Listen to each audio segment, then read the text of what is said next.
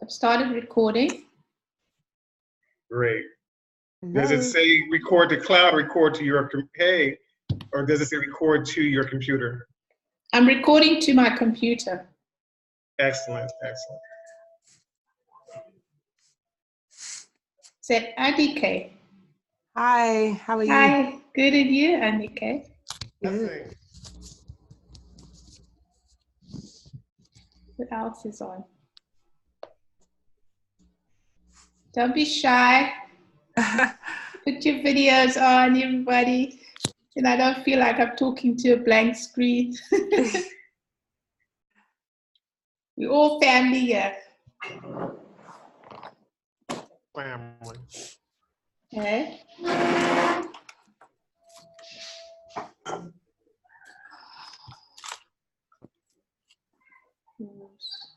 Manage participants. Hey, LaWanda. Hello. Hi, how are you? How you guys doing today? Good. And yourself? I'm well, I'm well. You look different. Have I talked to you, LaWanda, before? No, I don't know. Yes, you have. Yes, you have. My hair was probably different. Ah, you've got something on your head, that's why. Yes, I have a hat. Okay, It's cold. It's cold here. A little cool. Not cold, but a little cool here. Okay. Fantastic. So, is this it? We got one person. We got Terry. She's coming in from Los Angeles. I'm not sure if she's going to be able to make it. And then we have Helen from the UK, and she says she's going to be about 10 minutes. So I'm gonna let you make the decision on when you want to get started. No. And Janae Sankofa, please unmute your mics, and Lacuser, please unmute. Hi, good morning. Good morning. This is Theory or Terry? Ah, okay, Terry, where are you? Which one are you? I'm in, I prefer Theory. I'm in Los Angeles.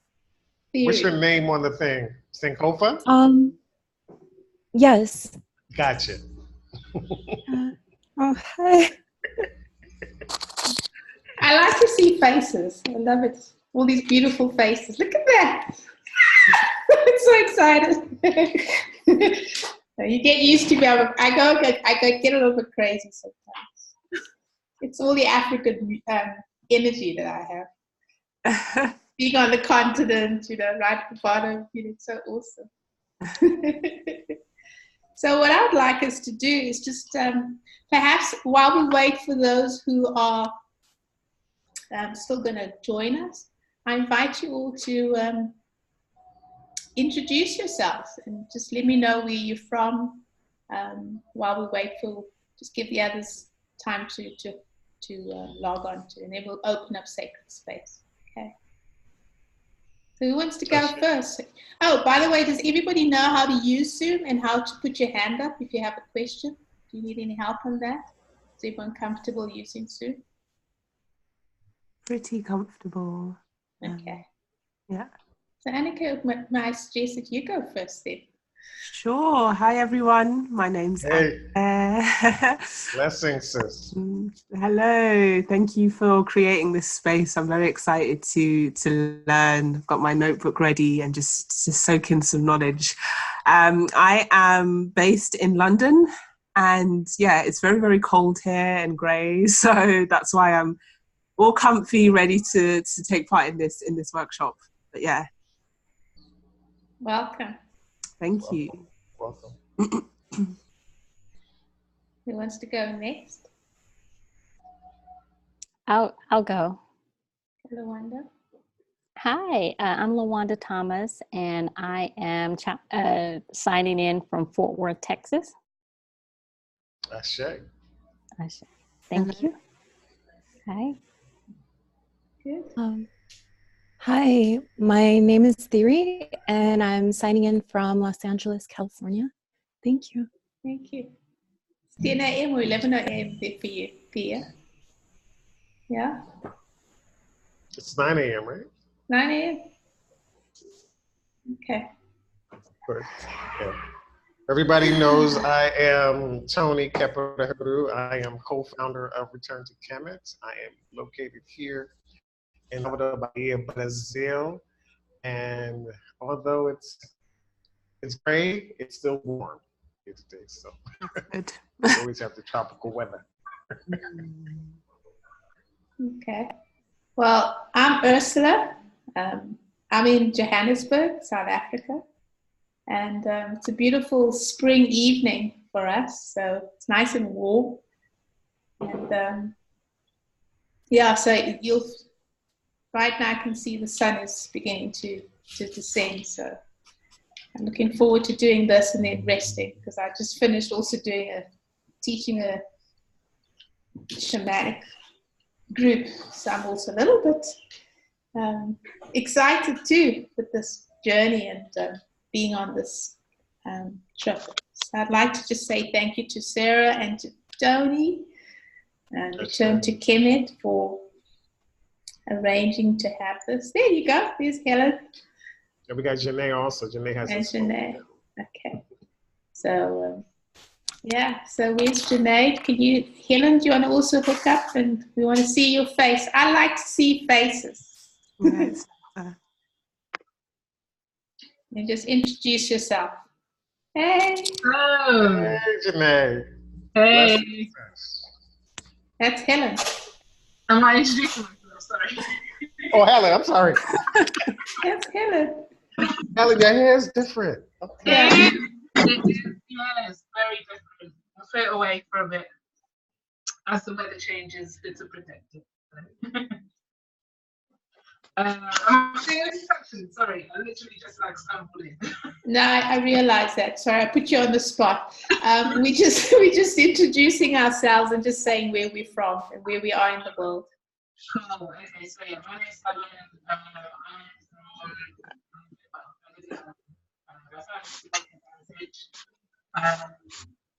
And yeah, I'm here to learn about ancestral healing, as much as possible to help me in my journey, so I can help others. Thank you, Helen. Thank you, Helen. And Helen, you may want to come a little closer to your mic so we can hear you a little bit. Okay, cool.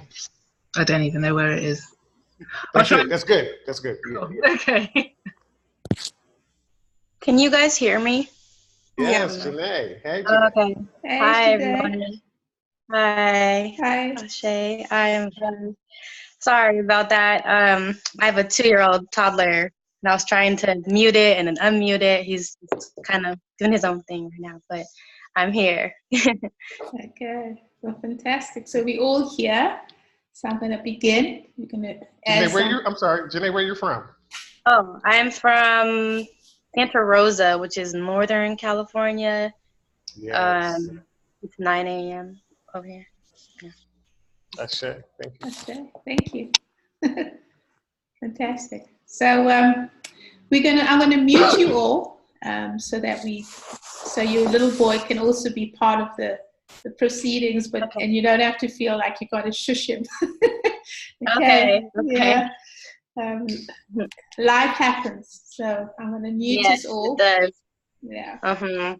Just to confirm, everybody's comfortable using the Zoom. So when we have the Q&A, you just put your hand up, and Tony's going to be the mediator. So or am I totally the mediator? No, I can mediate as well. Okay, great. So you'll see who's got questions. So you guys are going to mute us? Yeah. Okay. And what I would we got a couple more people that may come in. I'm sorry, Ursula. We have a couple more people that may come in. There's a Robert and another person that may come a little bit later. So I'll just let you know about that. Okay, that's fine. All are welcome. However, just to keep in mind we did say we were going to start at a specific time, so that's what we're going to do now. So let's do that. So I'm just going to mute you all.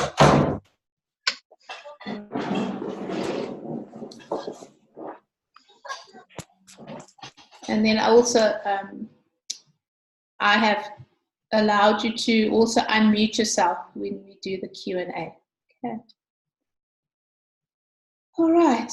So I invite you all to just sit back nice and tall, And let's just call in, we're going to call in the ancestral helping spirits for this journey today. So I invite you to just close your eyes, take a deep breath in, and exhale with a deep sigh.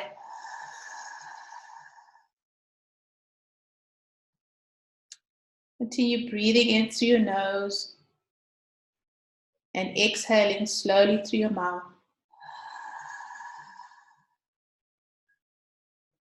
And imagine that we're in a circle, a beautiful circle.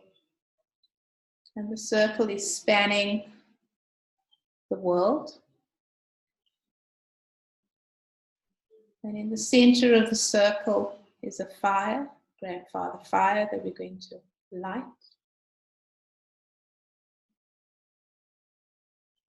Make sure that you really relax the backs of your necks are relaxed, your shoulders are relaxed. If you'd like to drop your chin to your chest and roll your neck, so you're really just getting yourself to be nice and relaxed as we call in these beautiful energies of the ancestors to join us, as well as calling in the energies from the east, the south, the west, the north. Mama Wati, or Mother Earth, or Mother Gaia, Father Sun, Grandmother Moon, to join us, and also the energy of technology to join us here today. So we call out to our ancestral helping spirits. We call out to our ancestral helping spirits, those who have lived well, died well, and are ready and willing to serve as true ancestral helping spirits. We ask you all to join us here today, and we ask that you be with us all the way back to the first man and to the first woman, and all the way through us down the line to our descendants. Ancestral helping spirits, thank you for being with us here today. Thank you for our lives. Thank you for the beauty of this day and this opportunity to grow and to change. Thank you all for that which is wonderful in our lives. And thank you for the challenges that we face. For these will make us the men and women we are and we came here to be. Thank you for this beautiful world that we live in. And thank you for the destiny that we are here to live. Ancestral helping spirits, thank you for our lives. And we ask our ancestral helping spirits to watch out for the young ones. We ask that you watch out for those little ones that have just been born, bringing in the grandchild generation. We ask that you watch out for those who are young and learning and vulnerable. We ask out that you watch out for our brothers, our sisters, our husbands, our wives, our partners. And we ask that you watch out for our nephews and our nieces, and to help them have the challenges they have in their lives, so that they can grow to become the men and women they are meant to be. We call out to our sisters. We call out to our children.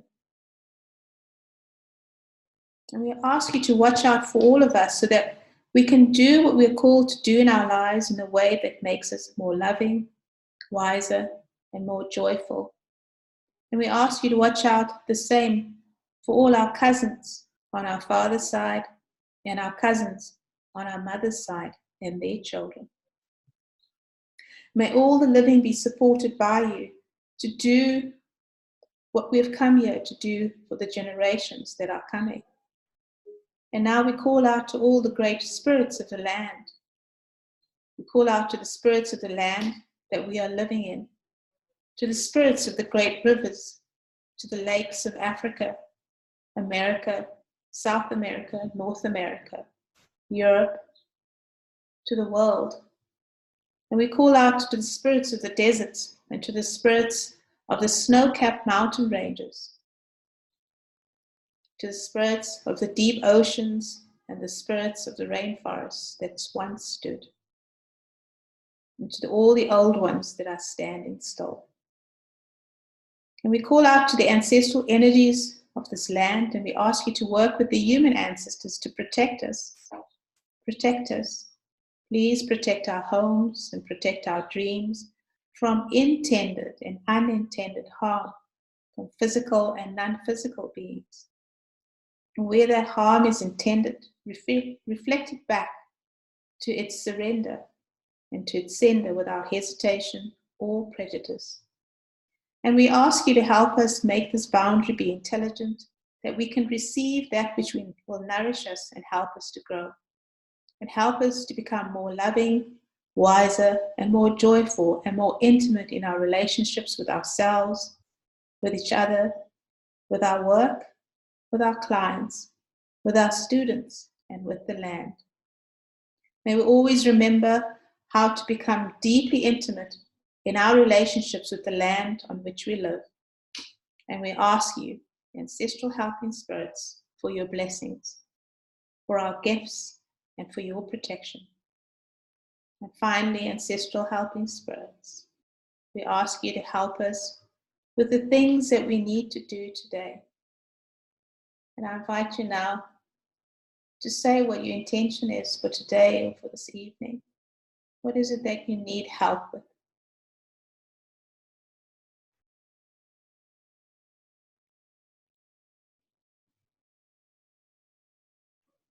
And when you're done, I ask you to repeat, for this help, I'm deeply grateful.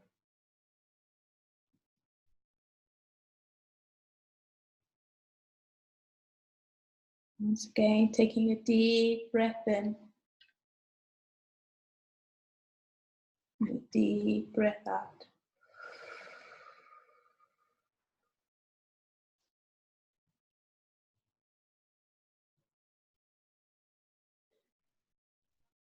As we call into the grandfather,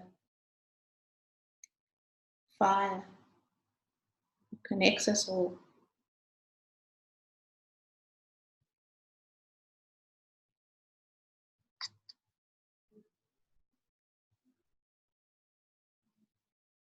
And slowly opening up your eyes. Now welcome you all to this return to Kemet, joint venture with myself, Just Urs, healing our ancestral traumas of limitation, lack of abundance, and money manifestation. Thank you for joining us for this webinar. And we're going to dive right into this beautiful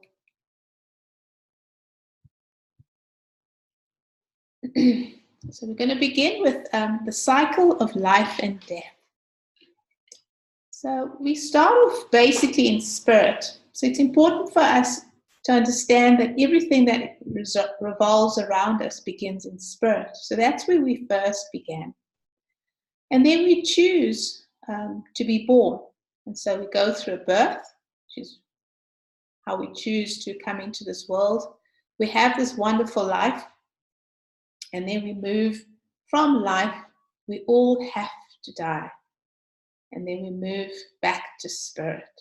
So that's very important for us to understand that this is generally the cycle of life and death. Okay? Now, the challenge that happens is that somewhere along the line, when I like to use the analogy that as soon as we had a situation of colonialism and organized religion, it stopped the process of the life and death process, where we ended up having a situation where people were dying, but they weren't dying and being living well as well. And so what has happened is that we're still getting the story around spirit. We're going from spirit to birth to life and then to death. And then ideally we need to be going back to spirit. But what's happening is that that's not happening. And it's this energy of the ancestor, which is now sitting in a space which is clogging the actual movement of this energy. And so the creation of the ancestor really has a lot to do with colonialism, slavery, organized religion, etc., which has now not allowed us to have a situation where we are living well, dying well, so that we can return to spirit. And so these energies of the ancestor, and I'm going to use the word a capital T and a capital A to distinguish them between an ancestor versus the ancestor. So these are energies which have not lived well, and they stuck in a specific energy or a specific world. So I'm going to move down and show you the realms of existence. So these are the different realms of existence. So ideally, at the bottom of the screen, so within this sphere, is literally where we are, the land of the living. So you can imagine that this is where we are currently right now. Okay? And in that, the land of the living, this is the here and now, where we as humanity have come in existence and have also co-created our lessons. So this is where we are right now. And ideally, we need to die, and when we die, and if we lived well, so living well also includes, are we taking responsibility of our lives? Are we taking responsibility of our healing? Are we taking responsibility of what we're experiencing in this world? Or are we blaming others? Are we blaming situations? So we need to be living well. And we've lost that. We've lost touch with that through organized religion, through slavery, through colonialism. All that has contributed to us not living well and dying well. And so that has created an in-between world. So this in-between world is between the land of the living, right, and the luminous realm, or the land of the dead, this area here. So the in-between world is the place where the dead people go to when they have not transitioned back into spirit. So this has now become the place of the ancestors. And that's where they stuck. They stuck in this area here. And then finally, you got the luminous realm, or the land of the dead. And that's where we generally would have gone straight to. So the land of the dead, the place where dead humans would transit to become ancestors or ancestral helping spirits. So those are the three realms of existence. So for those who are going to stay throughout the whole webinar, we're going to do a bonus meditation where we will go into this realm and going to connect with a emissary or ancestral helping spirit who would like to come and assist us in the here and now. Okay, so that's what we're going to do. That's the bonus yummy bit that we're going to do at the end of it. Yeah, because this can get quite heavy stuff when you start looking at, the land of the dead and the land of the living. It's like, woo, it's like a sci-fi movie. Okay? All right. So the next question is, what is the ancestor? So remember, this is the ancestor who could be termed someone who shares your bloodline, could be part of your past life, or it could be has a genealogical relationship to you, right? So that's the ancestor. That's generally what we say when we're talking about these energies. But in particular, this particular ancestor is somebody who has not lived well. By that I mean, did they create debt in their life? Did they, when they died, did they hurt so many people during their lifetime that they have unresolved matters, unresolved issues that they haven't dealt with? And so going back to the story about in traditional societies, we would live well. We would live well with the land. We would live well with each other. We would live well with community. And in Africa, we got this word which is called Ubuntu. Ubuntu. And Ubuntu means I am because of you. It also, we have, in the African societies, we always had a chief in the village, and we had a spiritual leader, or a shaman, or a sangoma, or a nyanga, or a medicine man, or a medicine woman. And one of their tasks was to maintain the harmony within a community. And so, for instance, I might be angry with Tony about something, or Tony may have taken something from me, and I'm feeling like he owes me. Then I would go to the medicine healer in the village or the community and say, tell this person what my grievance was. And once I've done that, then we would get together, the medicine man or woman would get Tony and I to come and sit in community, and the whole community would also observe the proceedings. So it's kind of like court. If you go into a court, that's pretty much where some of these traditions come from, these traditional societies where we all got gathered together and everybody spoke their grievance, and then we came to some arrangement, so that the chief might say, okay, so Tony, because you harmed Ursula, you need to go and plow her field for one season, or whatever the debt needs to be paid, it would be settled then and then. So with the advent of colonialism and organized religion, we have lost that ability. So we're not living well. We're dying with a lot of issues that we haven't dealt with, right? And so at a funeral, for instance, a funeral should be a place of reconciling if there's anything that I may have over the person who's dead, for instance. Yeah. So in those instances, again, you would be allowed to say, well, this person owed me X amount of money, for instance, or they did whatever to me. And then we would reconcile that, so that when you die, you go straight to the land of the dead, and you also go straight into transitioning to become in the new luminous realm, so that you can then become an ancestral helping spirit. But that is not happening anymore. People are dying. They've got credit, whether it be credit cards, credit that they've built up in debt, financial debt, emotional debt that they have with lovers, with friends, with families. So we're not living well, right? So that is contributing to people when they do transition and they do die, they're unaware that actually, did you live well, right? So the ancestor is somebody who has not lived well. The ancestor is also not willing to take responsibility for their actions while they're dying. It's a process. When you're dying, you're transitioning. There are certain spirits and energies which come and assist you to cross over.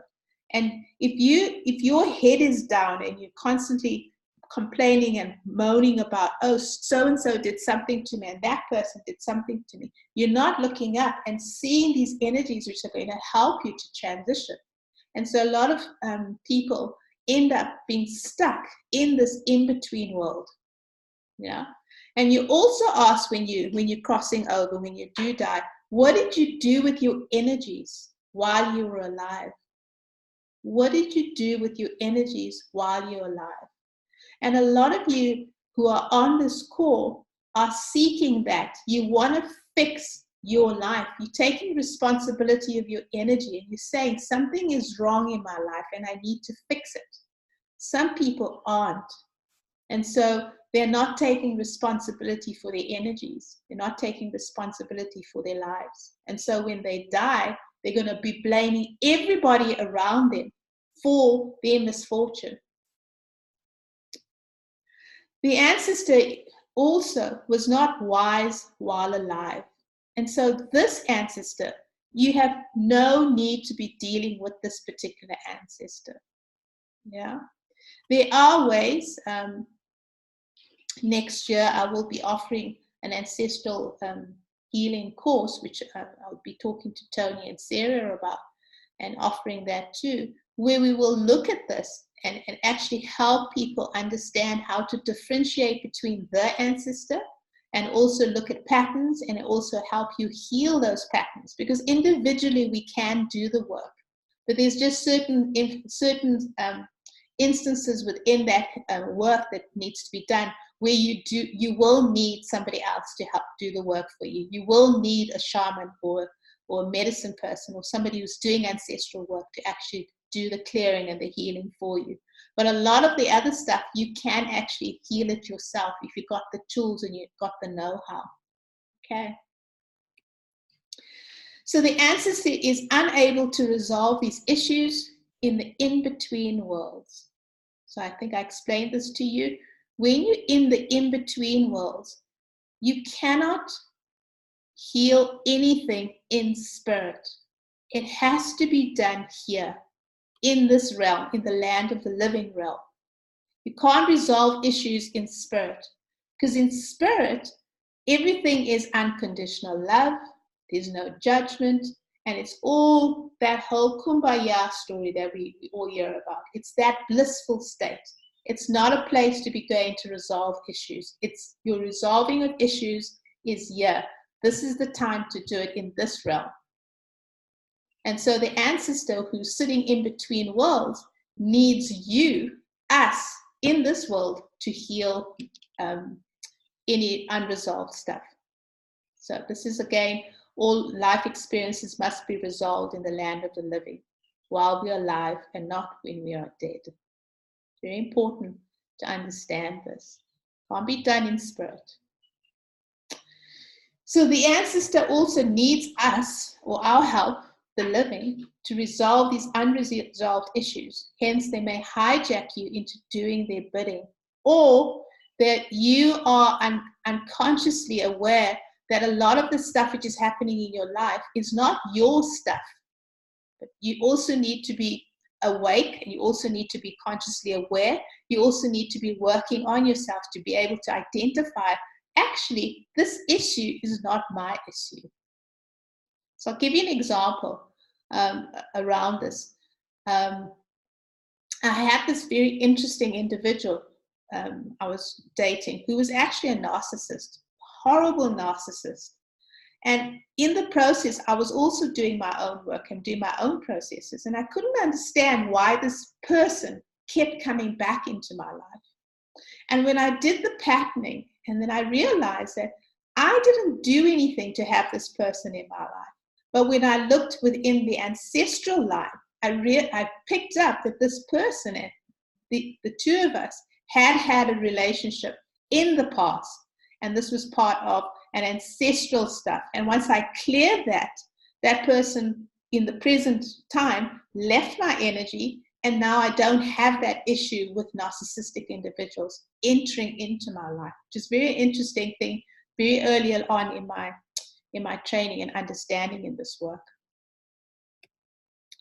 So the ancestors' main concern is resolving the issue and their issue alone. So they're usually not concerned in helping you. So in other words, they'll always use words of I need this done. Sometimes if you go visit a healer here in Africa, you'll get a statement like, but the ancestor is very angry, and you need to do this or this or this. So usually it's about them. It's about, remember, they need to get out of the in-between world to go into the land of the dead or the luminous realm. So they need our help to get through there. So the ancestor is unable to move out of the in-between worlds without our assistance. Sometimes we were aware of this, sometimes we're unaware of it. So that is around the ancestor. Okay. What is an ancestral helping spirit? So let's do the differentiation between the ancestor and the ancestral helping spirit. So an ancestral helping spirit is an ancestor who lived well. They may not have been wise, but they lived well, and they also died well. And so this ancestor has left their affairs in order. They have no debts. They've lived well. They recognized and took responsibility of their own actions. And the ancestral helping spirit is an ancestor whose relationships were reconciled. And this ancestral helping spirit is an ancestor who was honored as a positive force for change. And your ancestral helping spirit has transitioned to the land of the dead or the luminous realm. And also the ancestral helping spirit is an ancestor who has a unique, powerful wisdom to share with you. And this ancestor, you can enlist their help to clear stagnant and unresolved patterns and energies that no longer serve you or your family. And then finally, they have their main concern is helping you in this lifetime. They want to assist you because they know they've been in this realm. They know how challenging life is to be here. So they're happy and willing and excited for us to be helping you in this lifetime. And so I'm really excited to do the meditation with you later on so that you can connect with these ancestral helping spirits so that they can assist you in helping you with the challenges that you experience in this lifetime. Okay. So, next question. How does the ancestor affect you? Remember, this is the one which is sitting in between worlds, right? How do they affect you? So the ancestor who experienced unresolved trauma, limitation, depression, illnesses, addictions, and negative patterns will affect all the descendants of this particular ancestor's bloodline. So including you and all generations after you, if it's not cleared. You carrying the ancestors' challenges from eons ago. So the ancestor whose vision or dreams or goals did not manifest or had a belief of limitation. So think about your lives right now. Where within your lives does this feel right? Where you really challenged? You know, you're doing the best that you can. You're doing the work. You're clearing stuff within your life, and yet things are still stuck. Chances are it's the ancestor who is interfering with this. And the ancestor who had negative and limiting beliefs around money, receiving money, making money, or having money, they affect you today. The ancestor who had challenges in relationships or unreconciled relationships. How many of us are struggling to have, beautiful, intimate relationships with our family, with our lovers, with our partners? Or perhaps the ancestor who has struggled against oppression in their time. You look around the world right now, do you see this? I see this often, this oppression which is so prevalent within our societies. The ancestor who was enslaved. It's interesting, in the southern part of South Africa, it's called Cape Town. And a lot of the mixed people in that area stem from slavery. And I can see and feel how much they struggle with this belief and with this energy. And I'm sure a lot of you who on this call will appreciate this, how much of that energy we're still experiencing. And the ancestors who were enslavers, the masters or the oppressors. This is the ancestor who had negative and limiting emotions and beliefs. So that's all how these ancestors affect us. The ancestor. Okay. I ask you to just take a deep breath. It's a little bit, but much, eh? I always feel like we need to go dance drum, just get that movement of that energy. Does anyone have a comment with all that? Tony? Does anyone want to ask, or should I carry on? Does anyone? No comments, but what I can say is that I totally agree. When I look at my own patterns in relationships and my own money patterns, I see a lot of it is related to past life and looking at my family and how they live their lives. So it's not just me. I see it within my family. Their thoughts about money and limitations and their relationships, and it's coming from somewhere. So yeah. Okay, thank you for that, Tony. Are there any comments there? Does anyone have any comments in the chat box that they'd like, that you can see if there's any questions there? Is there anything that I need to go over again? Does anyone have any, or is this good? Can I keep going? I do. This is LaWanda. LaWanda.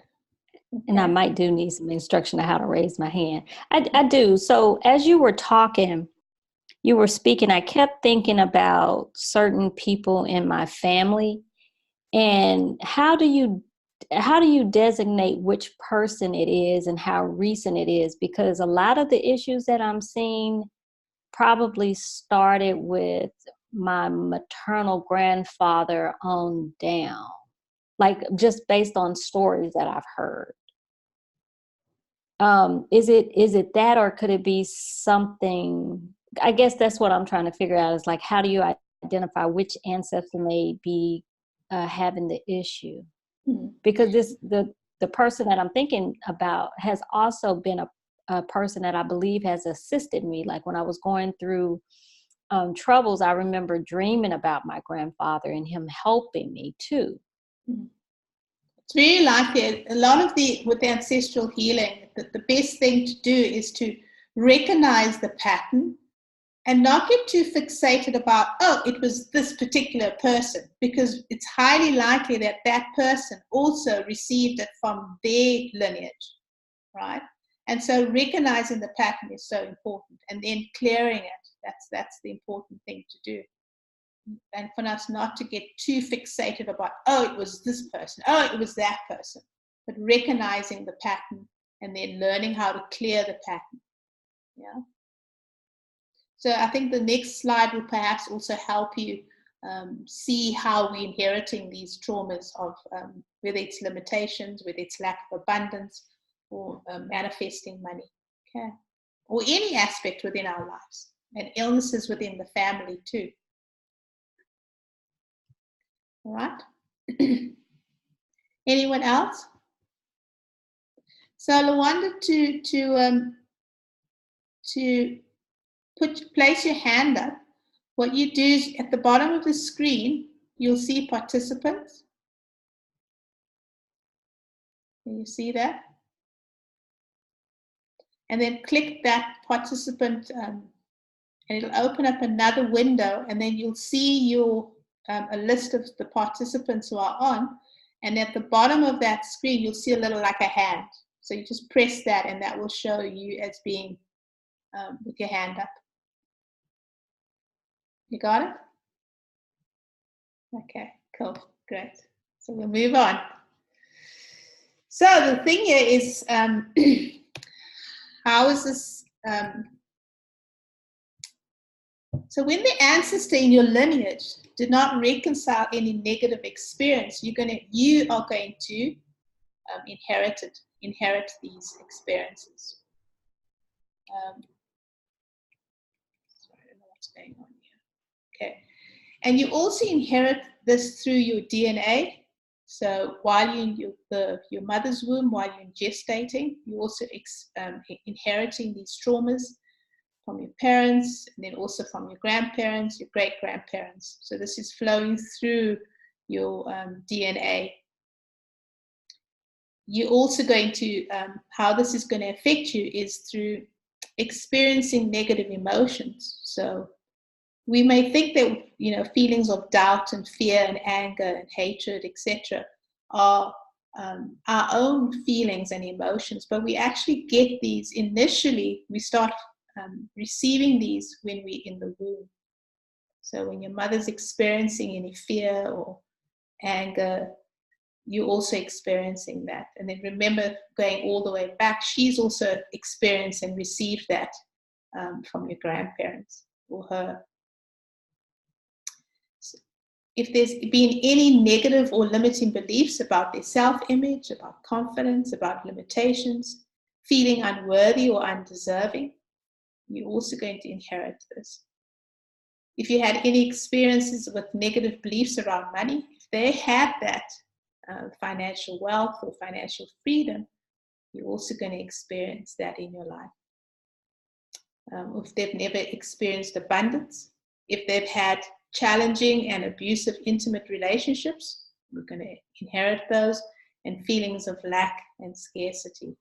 So this is how, all these things are filtered through the ancestor. Okay. So how does this work? So if we're looking at your ancestral line, so I'm just going to do, this thing is just going to show you an aspect of from your mother's line. So this is you right now. These are your parents. So I'm going to show you so you have a visual of what this looks like around the ancestral lines. So there's your mother's parents. Those are your grandparents and your great-grandparents and your great-great-great-great-grandparents and your great-great-great-great-great-great-great-grandparents. Inka, you're nodding. Yeah? So, can you see? Because it's so easy just to say, oh, your ancestral line. But when you actually see, because I mean, this is just what? I don't know, I did what? How many lines here? 1, 2, 3, 4, 5. Just 5 generations. So this is, if we say, the average age was 60, right? So 60 times 5 is what? So that's almost about 300 years ago. Then there's more, right? There's a lot more. Because remember, within our DNA, we go back, depending, it's probably 275,000 years. I went and I saw an exhibition. If you look back to Lucy, one of the things when I'm doing a healing, which is quite interesting when we're doing the genealogical healing, is I can go all the way back to about 100 to 150 generations ago. This is not years, generations ago. So this is just 5 generations. So there's still more to attach to that. So if there was a limitation, a feeling, a belief, a negative emotion, etc. So let's just say for now that it was here, it was experienced here, but you're going to be experiencing it. Yeah. So this is just a representation of just 5 generations. Yeah, this is what your ancestral line would look like. And I also started running out of space on the PowerPoint side. Had to stop somewhere. Yeah. So I hope that gives you an image to play with. Your lineage, so that what I showed you just now was just your parents. Then you have your past lives. Then you're also looking for your past lives within your DNA. And then, of course, from your parents, the ancestors. So when we talk about the ancestor, we're looking at these components of you. Not just the parents and not just the ancestors, but also your past lives and within your DNA. It's quite intensive. So how do you heal the traumas of lack, limitation and lack and abundance and money? So first of all, learn how to live well and take responsibility for your actions and your choices in life. It's important to discern which ancestral helping spirit or the ancestor you are communicating with. That's if you are doing this and connecting with these energies. And then identify what the trauma is or the issue or the challenge. And also look at what money beliefs or relationship patterns or what aspects of your goals are not manifesting in your life. And you do this by looking at your own life and the challenges that you're facing. So these are kind of tips of how you can heal these. This is not to say you cannot heal this. You can. It is possible. All of this stuff is possible to heal. It's not, oh my God, this is just so much. I can't do this. It's just way too much for me to do. You can heal it. Once you've got the tools, you can do this, a lot of work that you can do. And then, of course, like I mentioned, if there's stuff which is really, really deep and which needs somebody who's experiencing this, then you would use connect with them. Ask for help. That's the important thing. How many of you asked for help? Crying a river, and you lifted your hand up. Do you ask for help? Good. Ask for help. Because we're sitting in our little rooms and we're crying and we tears. Nobody loves me. Ask for help. Yeah, ask for help. It's like crossing a street. If you're in a foreign town, you'd ask for directions. Ask for help. Right? Yeah. The other thing is begin to cultivate a practice for connecting with your ancestral helping spirits. I'm going to show you that today. Simple tool that you can use. And then connect with an experienced shaman who does ancestral healing. Yeah. So that is how do you heal the traumas, so they can all be healed. And then looking at your ancestral and genealogical healing, how it affects you. So once you've done it, once you begin doing it, so the good news is by healing, clearing, and breaking free of these traumas, these wounds, these negative emotions and beliefs, you and your family can live a passionate, abundant, and purposeful life. How exciting is that? Yeah. There is a light at the end of the tunnel. It's not all gloom and doom, I promise you. Yeah. It's all about understanding. Knowledge is power, you know. In the Kemetic philosophies, there's a beautiful saying saying, know thyself. So once you know this information, use it. Yeah. Know thyself. And remember that once you've done this, you begin to start attracting the right life partners and have relationships that are of benefit to you and your growth. Wouldn't that be young? Yeah. Beautiful, beautiful relationships. And then you begin to attract more abundance and money into your life. If that's what you desire, remember you ask for help. I need help in this. Yeah. It'll come.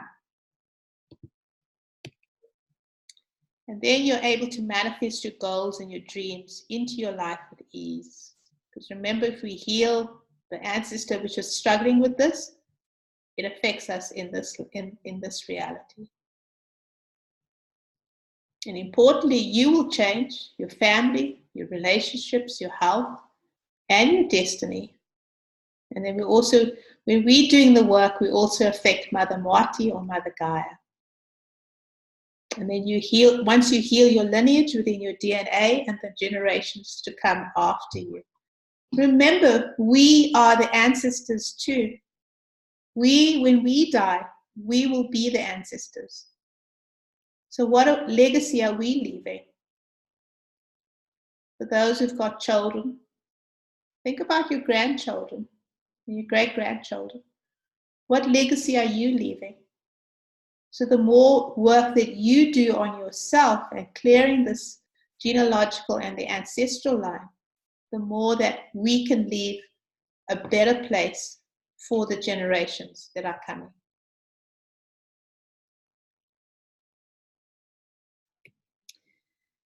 And finally, by doing this work, you'll have more hope, more joy, more peace and love in your life. So that is where we are right now with that. So I'm going to stop here for some Q&A. Let's see if we got any questions from anyone. Just put your hand up and then open the, I get confused with this. Just trying to open up this and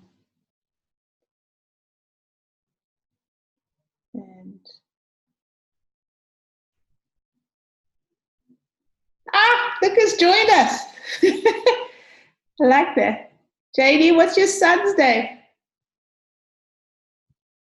You'll have to unmute yourself. Sorry, I'm trying to open the screen here, and I'm having a little bit of a challenge. His name is okay. His name is Vindel. Vindel. Yeah, say hi. Hi. Hi, Vindel. Nice to meet you. She said, "Nice to meet you." Thank you. So, Helen, you got your hand up.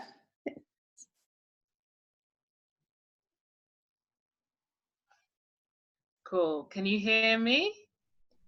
Now, Helen, just give me a moment. I'm struggling here to reopen the gallery.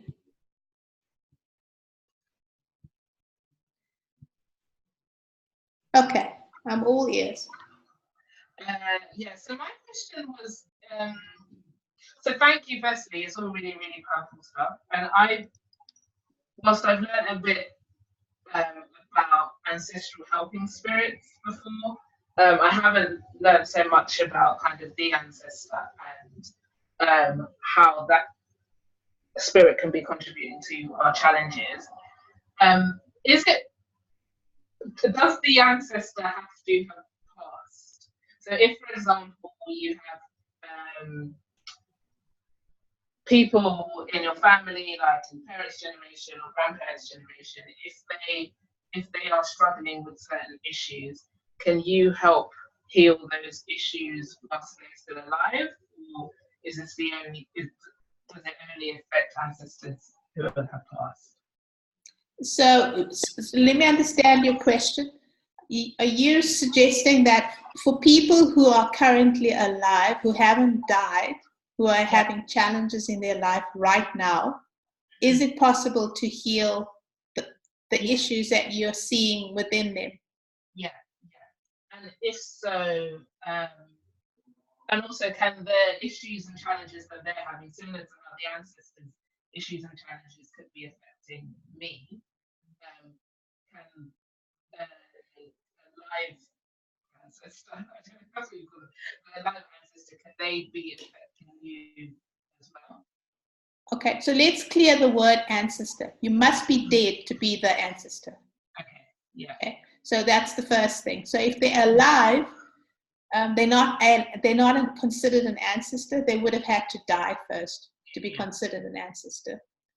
As far as healing other people's issues, we don't have the right to heal other people's stuff unless they asked for help.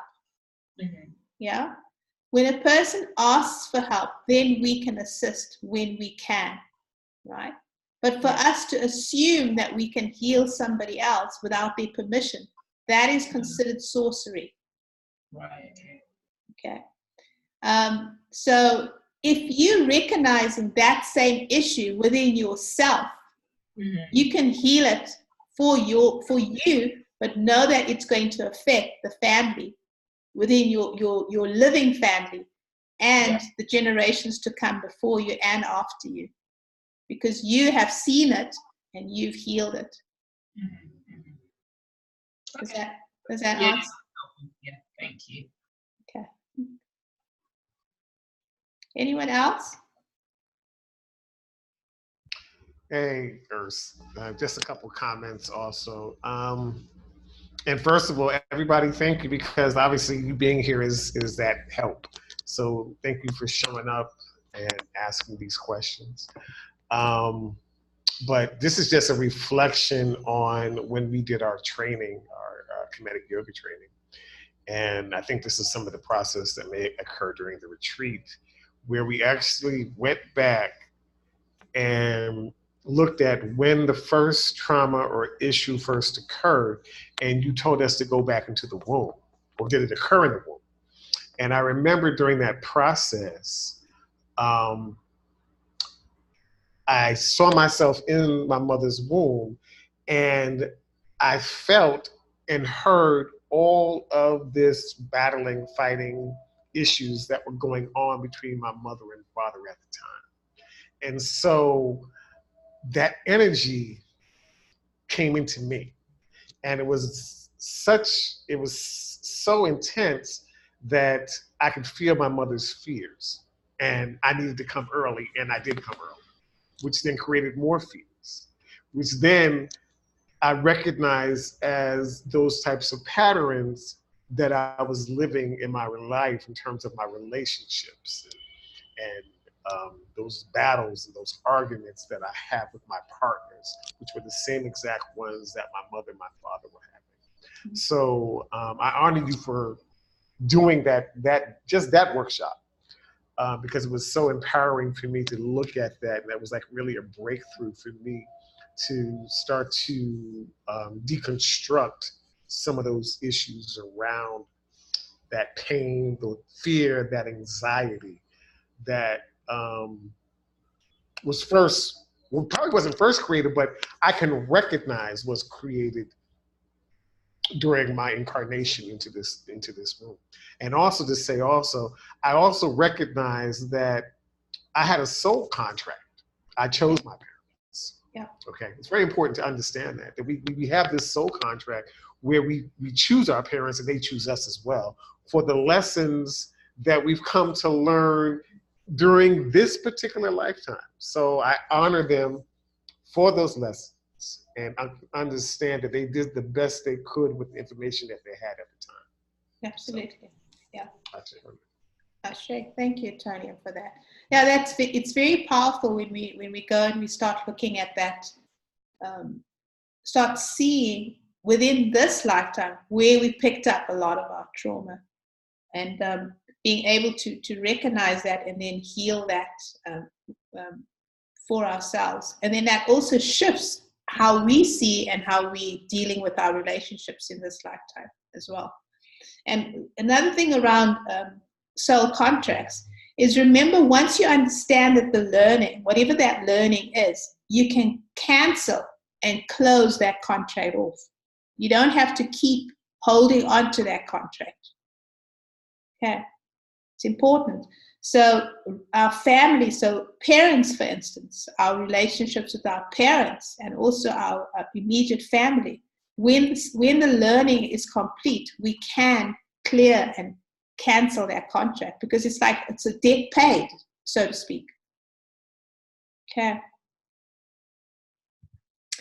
Luanda. Hi, Ursula. Thank you. And I want to piggyback off of Helen's question, because I had something similar. Because it was about whether or not me going through the process of healing myself and healing, doing the ancestral healing, would it heal my immediate family? And so I get your answer that to try to heal them without their request or permission is sorcery. But what does that look like? Does that mean at some point when I'm healed, that I'm not having a close relationship with my family, or do I leave? Because what I've noticed is that I tend to do well when I move away from my family. But when I come back, that's when everything falls apart. And so I guess that's part of my issue, is still wanting to maintain that close relationship, but understanding it's kind of like walking into a tornado sometimes. You know, and it's like the closer I get sucked in too. And so I think because I love my family so much, I want to work so hard to get healed and have them healed so that I don't have to leave them, because it feels a lot like I have to leave them in order to do well and to be successful. I think the most important, thank you for that question, Luanda. I think the important things to remember around any type of healing that you're doing is whatever healing that you're doing on yourself, regardless of whether it's just a small thing, it affects your bloodline in any case. So there's a big difference between you doing your own personal processes and healing and doing the ancestral healing from patterns that you're recognizing versus us now sending me a message to say, hey, Urs, such and such is happening within my family. Please can you do the healing on my father or my brother or my sister? They haven't given permission for us to do that on their behalf. If they have, that's a different story, right? So there's a distinction between doing healing for somebody who's asked versus somebody else asking for somebody to do healing on their behalf when they haven't asked for it. So that's the one. That's the second thing. The third thing is when you heal yourself, it will affect, especially when you're doing ancestral healing, it will affect everybody who's linked to that bloodline, right? To some degree, because you must remember we each have different contracts. So therefore, we all have different roles and different experiences that we have signed up within that family. Okay? Then the other thing is, as much as we love our families, it's like being in a plane, right? The first thing that they teach us when you're in a plane is when we lose air pressure in a cabin, is that the oxygen masks will fall, and we must take the oxygen mask first and place it over our mouths first, right? So that we are able to now then assist others. So it's imperative for us to almost be selfish in our healing. In that, by this, I mean, heal yourself first. Because when you healing yourself first, the effects already start filtering out like when you throw a stone in a still pond, you see that ripple effect.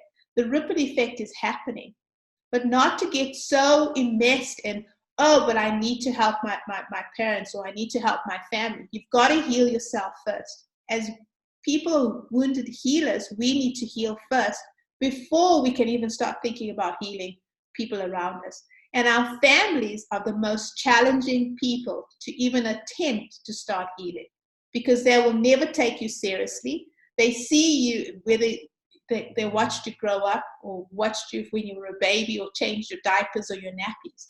They don't see you in that way. So it's always challenging to do any kind of healing with family members.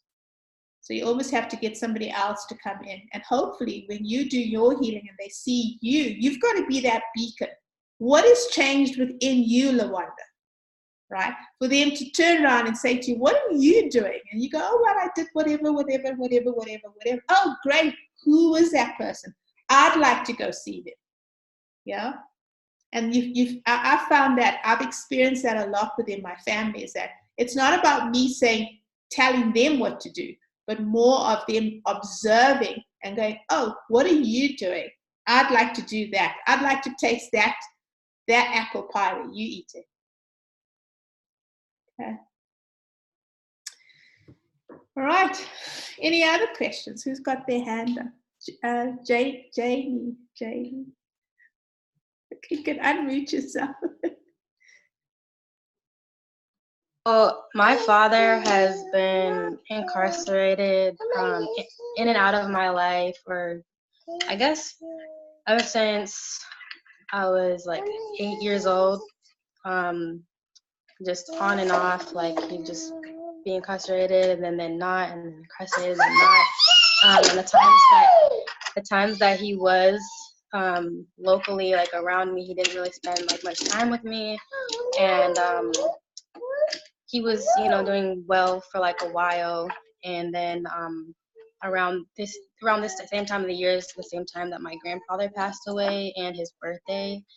And so I just kind of noticed like another cycle, because my dad is, as of last week, he's incarcerated again. And so it's hard for me, to try to like figure out like what's going on. But do you think, I actually visited him 2 days ago for the first time ever. I'm 27 years old and I've never visited him or, just seen him in jail before. And it was really like hard for me, but he told me to pray for him. And Like, do you think if I asked him, like, you know, could I, you know, you saying like something like asking for permission to do healing on like family's behalf, like asking him that, do you think that that could kind of like help some type of ancestral trauma that might be going on? I think it's going back to asking for permission for, so if any kind of healing that you want to do, always start with yourself first, and always ask for permission for those that you'd like to have healing done on, right? So for instance, we're going to do a meditation just now so that you can connect with the higher ancestral helping spirit who can assist you. And I'm going to share with you a prayer I'm going to share with you a prayer that you can also use. And in that you can ask, you know, if your dad has expressed some interest in getting healed, to also ask the ancestral helping spirits to assist him in whatever way that they can. Yeah. Ursula, can I interject really quick though? I mean, yeah. This is my own personal question. When someone like her father has asked, pray for me, to me, that's almost the request. That's almost, you know, instead of asking, they've already asked you to do something on your behalf to help me. Yeah, but pray for me. Is that not enough? No, but pray for me is pray for me. You haven't clearly said to them, I would like to go and do an ancestral healing for you or on your behalf. Are you open to that? Then they would say, yeah, sure, absolutely. Then they would like to know, so what is ancestral healing? Yeah. Or what healing are you talking about? It might be maybe going to do a Reiki session and sending distant healing to him. So a prayer is one thing. Asking for healing is a different thing. You know, everyone says, oh, pray for me. I mean, yeah, sure, I'll pray for you. But you're asking me to heal you, which is a different ballgame. So you can do the healing within yourself, but even you could actually, within that healing, you could possibly, if you have a situation like Janie's got, you might actually word it in a way that you could say, okay, please help me heal the aspects within myself which I have inherited from my father's line around incarceration, for instance. Yeah, because you'll find if you start doing a pattern within your life, you begin to see how you are trapped into certain things. You are in a form of jail of some sort within your life. It could be in your relationships, it could be with work, it could be with finances, it could be manifesting your goals, because somewhere along the line you're also mimicking that energy in a different way. Does that make sense? So prayer is a prayer. Yeah, it's different.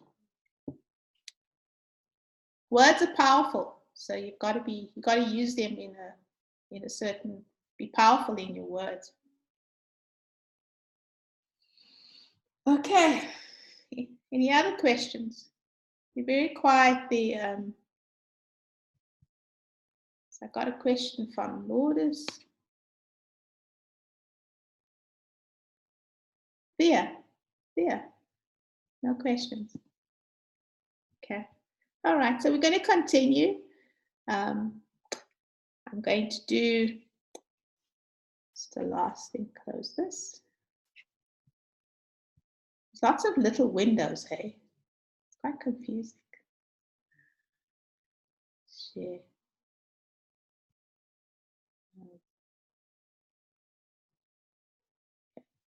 So we've done our Q&A.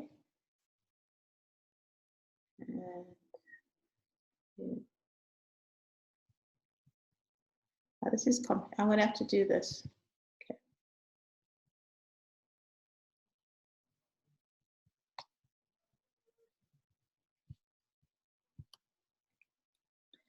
All right. So, okay. So I want to talk about the the Return to Kemet and Shamanic Mysteries retreat.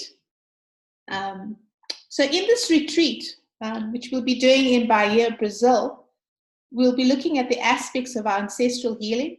So we will journey into the womb to heal and address the traumas that you've experienced there and beyond as well. So the womb healing is a tool that we'll be using to heal ancestral traumas, abuses, addictions, depression, and relationship challenges. And also in this retreat, we will identify and heal the patterns in your life where you've had limitations or lack, or feelings of lack of abundance and challenges around manifesting money and goals in your life. And then we'll also do 2 sweat lodges. And the sweat lodges represent the earth womb where we go to give gratitude and create and receive more healing. And then finally, an ayahuasca journey or ayahuasca ceremony, which is the sacred teacher plant of Brazil. So looking at the female energy, which is Mother Ayahuasca's feminine energy in that. So that's pretty much the webinar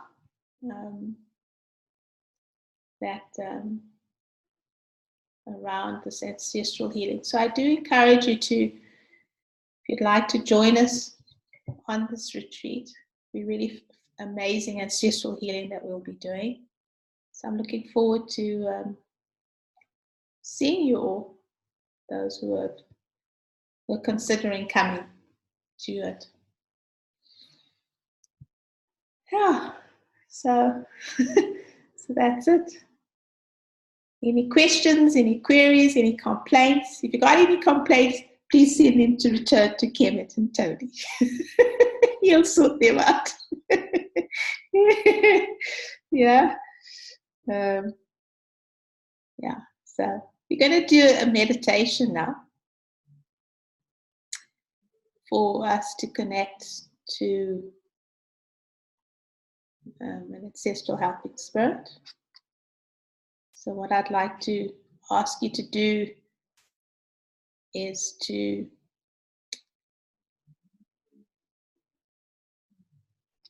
I want you to imagine when we're doing this meditation is to imagine you're going up into the sky. You're going to go up. Imagine you're going up into the clouds, past the clouds, and into a space which is called the luminous realm. And in that realm, you're going to ask for an ancestral helping spirit to come and assist, to come into your life. You're going to invite this energy into your life to be with you and to assist you in your life right now. So that's the recommendation. And then we're going to do I'm going to give you an ancestral prayer that you can use to continue connecting with this energy. So how do you cultivate this relationship with this ancestral helping spirit? So there's a couple of things that you could do.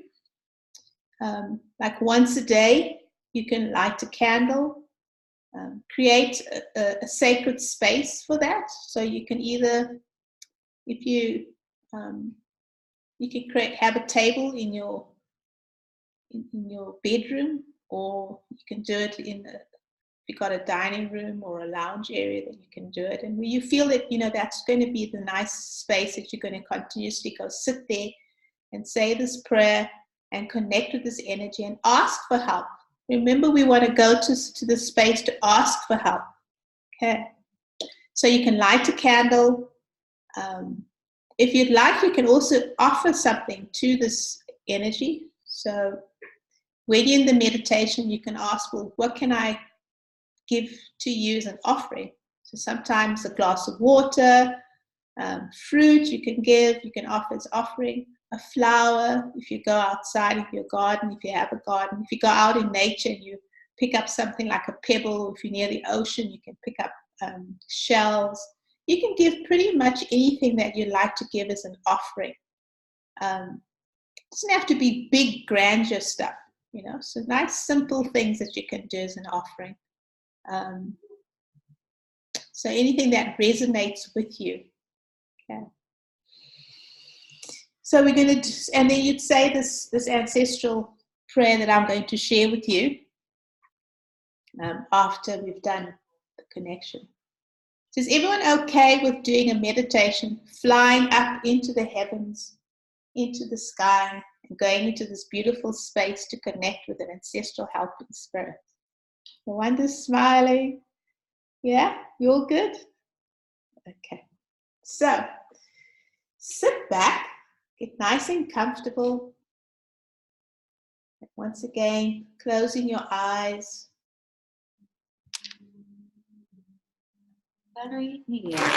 Taking a deep breath in, allowing yourself. Slowly exhale.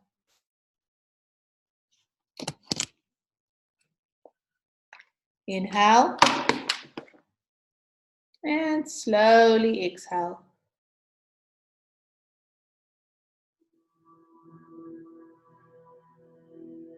And I invite you now to ask perhaps a guardian to help you to go into the upper world, into this luminous realm.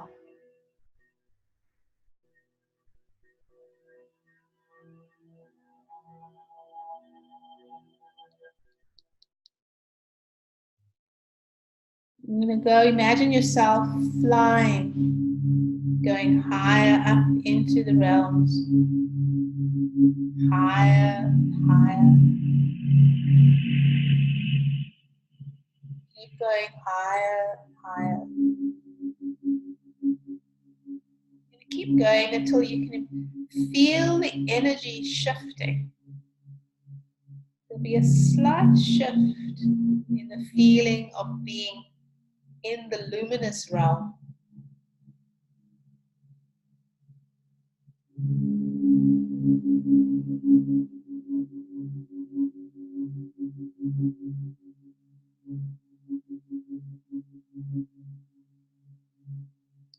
And in this luminous realm, when you enter it, you'll notice how luminous it is. You'll get a sense that there's thousands and thousands and thousands of ancestors, ancestral helping spirits in this realm.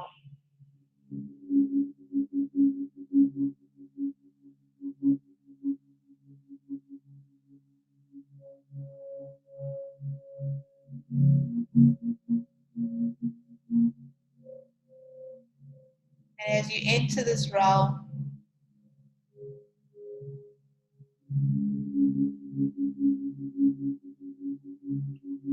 you're here to ask for an ancestral helping spirit who's willing to come with you, come back with you, to come and assist you in this life.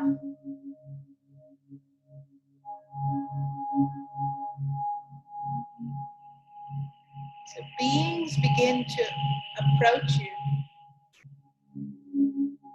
And these beings are the elders or the council.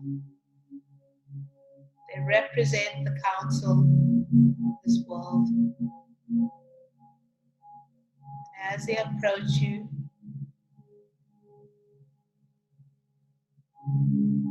introduce yourself, name,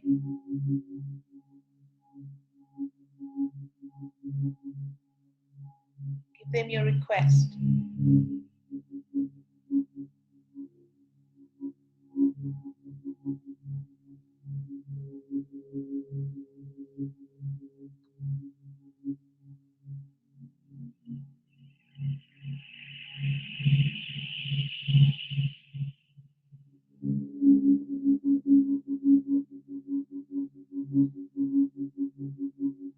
Behind these members of the council, a being steps forward.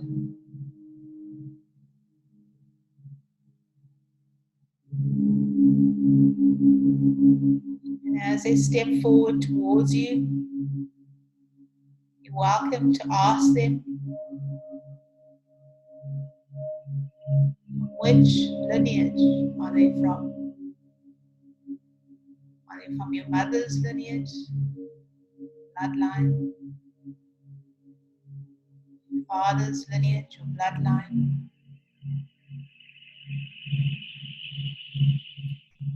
or from your own energy, your own past life?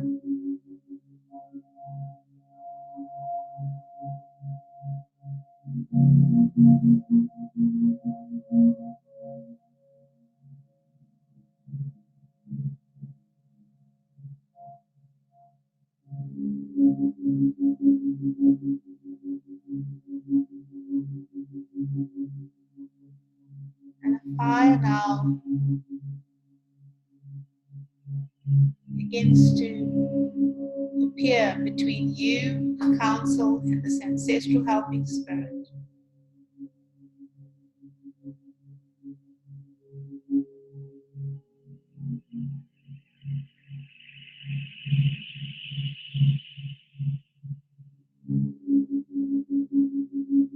Begin to reach over with your hand to connect with this ancestral helping spirit over the fire.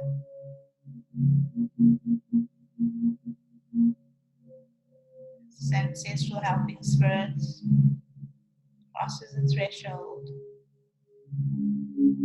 You're holding their hand.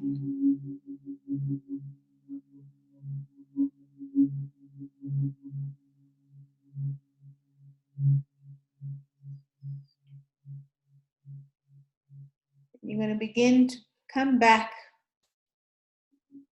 leaving the luminous world. You're coming back with this ancestral helping spirit.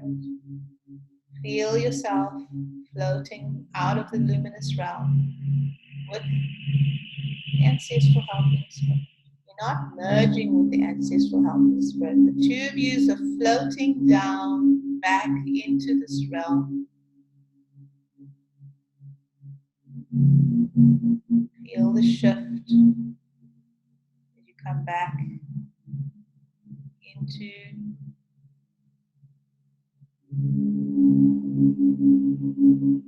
your realm right here.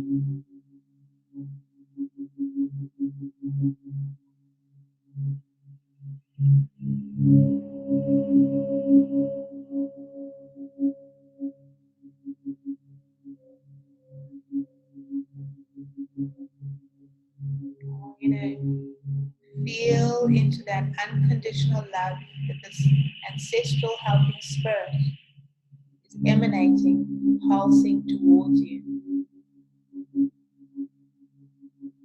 Feel your heart opening. Feel this unconditional love.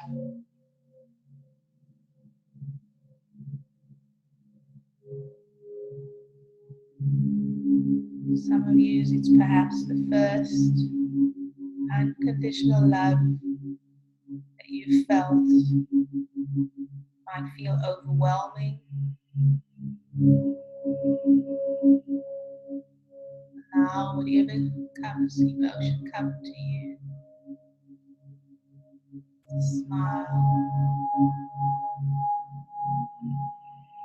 If it's a tear in the eye, allow it. Be receptive to this unconditional love.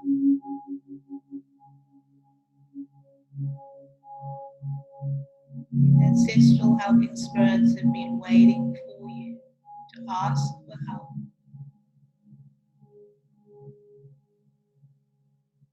Feel this love.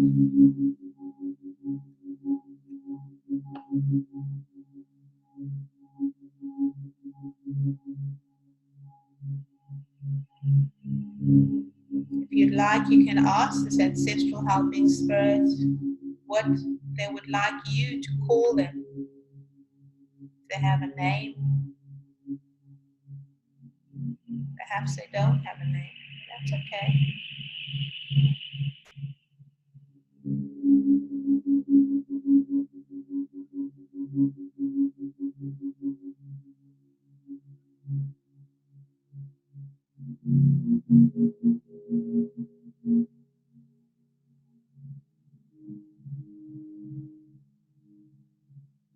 Know that you can connect with this ancestral helping spirit at any time.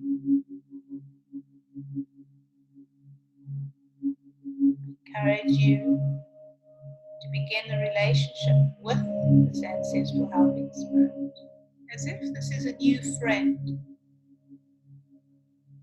Connect with them daily. Talk to them daily. Ask for help daily.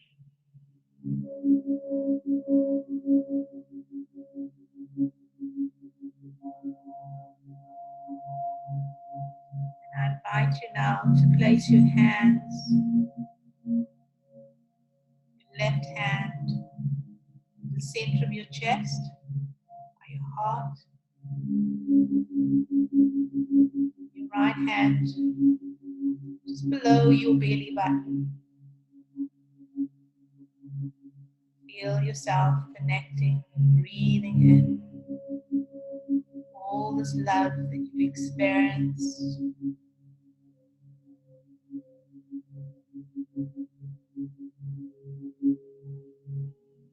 Feel this overwhelming love. And I invite you now to repeat the ancestral legacy prayer.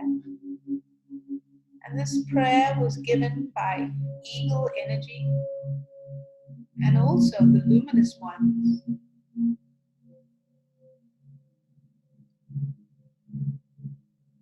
And let's begin. I ask that all that is good come to me.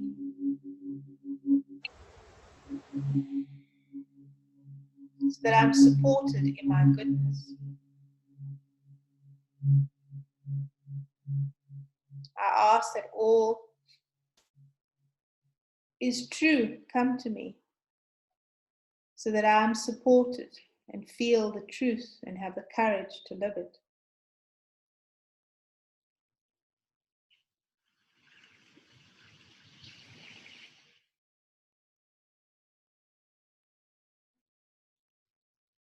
I ask that all is beautiful come to me, so that I have the power to create beauty in the world.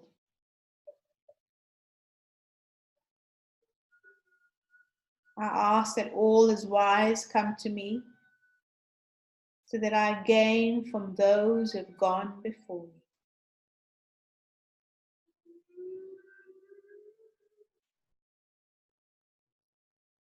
And so it is.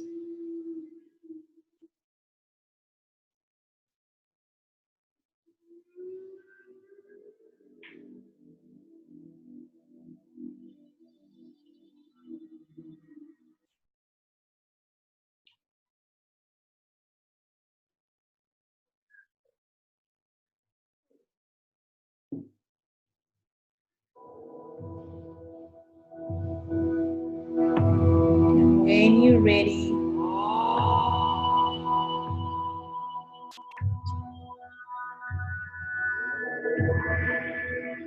I invite you to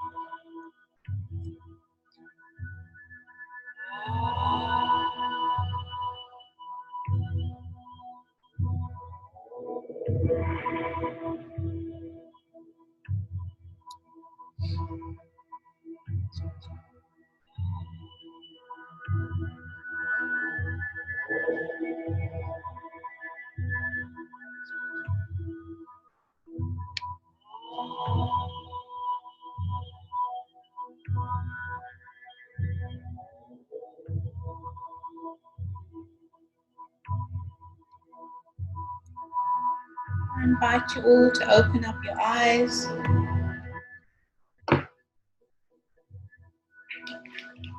As I give thanks to you all. Obrigada.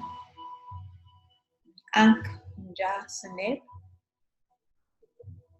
Deep gratitude to return to Kemet, to Sarah, and Tony. I give thanks to you all who've joined us on this webinar. And also gratitude to all those who will be watching and listening to this later on.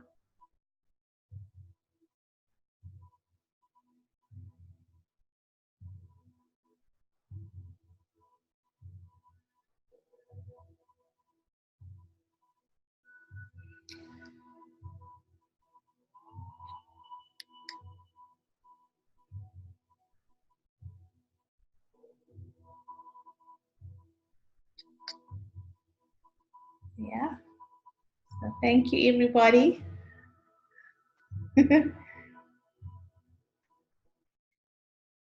Just a quick word from everyone. How do you feel? How was that meditation? Did you connect with your ancestral helping spirits? Everyone's looking so amazing. All these glowy faces. Lots of smiles. That was a bit of a heavy session, hey?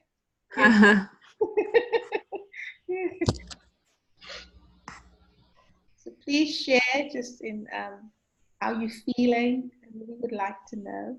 Who wants to go first? Well, I'm feeling inspired to keep doing this work. I have been working a lot on releasing a lot of blockages within me and really listening to how I'm feeling, and just coming into this space really reminds me of the importance of continuing to ask for help, continuing to be compassionate and patient in that process. And yeah, just pay attention to what's there and hold space with all that love. Fantastic. Thank you, Nika. Well, I hope that we will see you soon on future webinars. I'm sure we'll be organizing some more. Sure. Ashe. Jay, Yeah. thank you.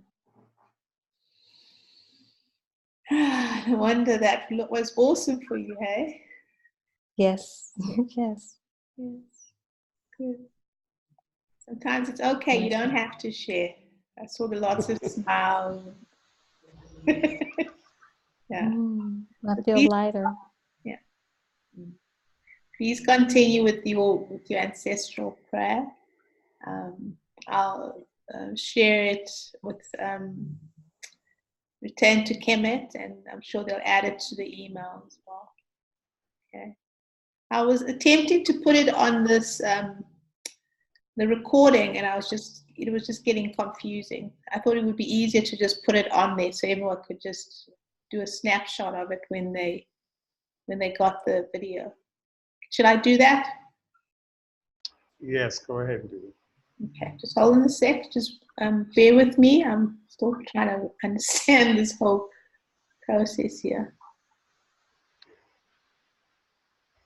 And Mama Earth, we thank you for guiding us through this process and helping us to understand the difference between the ancestor and the ancestral helping spirit. And, you know, like James Baldwin says, you can't fix what you can't face. So we've got to first acknowledge, and then we can deconstruct and look at it so that we can heal it. It's my pleasure. Yeah. My pleasure. Okay. One more question from me. What does moiti mean? Sorry, I've lost you. Where's this screen? It's I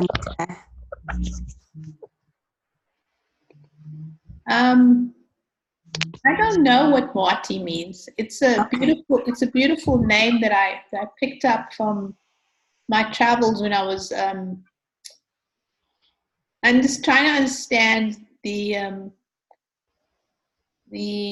ancestral helping spirits, etc. And also, I did some research around, you know, if Africa was the place of birth of civilization, why is it that we did not have any? Why is it that I personally couldn't find the ancestors or deities?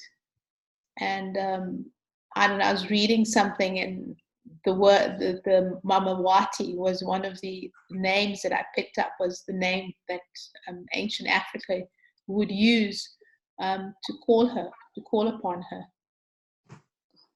So I don't know what it means. Okay. I can't find it, so I'm getting confused here. So sorry, guys. I don't know. Yeah, it's a little bit, because I got so many other open windows that I'm getting confused with all. Can you see my screen? You see your screen.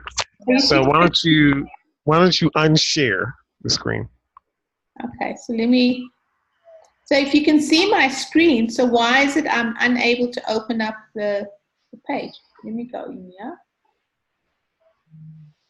Can you see it now? Yeah. Yes. There it is. Okay. So let me just do this. There you go. Yay! Got it! I'm getting confused. Like, where is this? Okay, there it is. At least you got it. So you can work with it. Okay. And that's where it's from, the eagle and the luminous ones. So you're welcome to share this with, you know, with whoever you want to share it with, but please always reference where it came from. Eagle and the luminous ones. Okay. The luminous ones. Yeah. At least now you don't have to write madly. You can actually just maybe take a snapshot of it. Okay. Mm. All right, everybody. So I think we're going to close up space. If anyone else has any questions, do you have any questions or no? You're all good. Yeah. I had missed a little bit. My phone had died, but I see the prayer, and I'm definitely going to be using that. Yeah. So what you missed was the meditation. So I'm going to the meditation. So I'm going to send the video straight up to return to Kemet as soon as we're done. Okay. So you might be able to have the video today. Tony, is that correct? Yes, we will send out the email. We'll probably, because it's probably large, we'll probably have it on Google Drive, and you guys can just click the link and download it yourself. Okay. Thank you. Yeah. So Janie, what I would suggest is do the meditation, and then because meditation, we went to go and connect with an ancestral helping spirit. So do the meditation. Yeah. All right. Everyone happy? For those who are, and for those who are interested, once again, we'll go even deeper and more intense during the Kemetic Rebirth Retreat. You can send us an email if you're more interested in more information about it, and we'll get that out to you. We'd love to see you and have you join us in beautiful, magical Bahia, Brazil. Lots of ancestral healing needed on that land. Yeah. 11 million slaves were taken there. 11 million, can you imagine? It's crazy. Wow. Yeah. Okay, so let's close space. We take a deep breath in, and we give thanks to the energies from the east to the south, the west, the north, above and below. The energies of technology, we give thanks to the spirits of technology. And we give thanks, special thanks, to the ancestral helping spirits who have been with us on this journey. And we give thanks for all that needed to be said was said, what needed to be heard was heard, and Mitikai, or your son, which means we are one. And Ankh Punja Kane. Hotep. Hotep. Hotep. Bye, everyone.